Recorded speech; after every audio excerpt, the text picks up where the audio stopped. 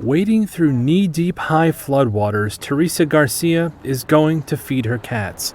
Her neighborhood's been told to stay away from that water, as it's been contaminated by oil and sewage.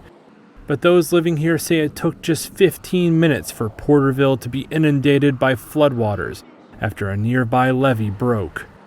With no time to remove belongings or animals, they say wading through this water is their only choice. We're shocked that all this happened as quick as it did.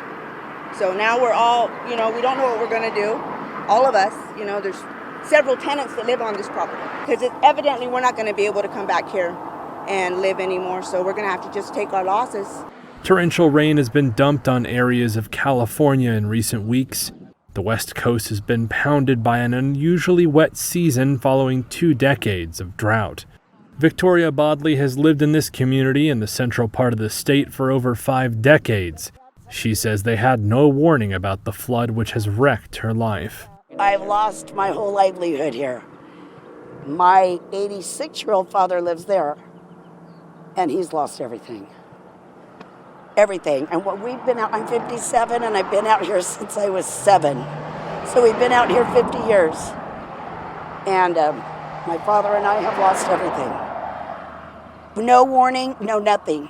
It's devastating. And my pets are my life because I'm retired.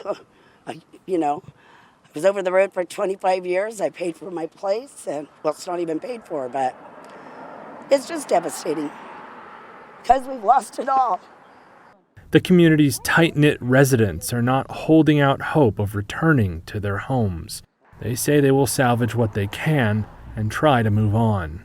We weren't warned about the situation.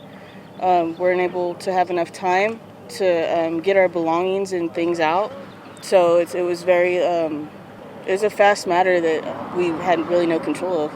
So it's very upsetting, sad, and depressing.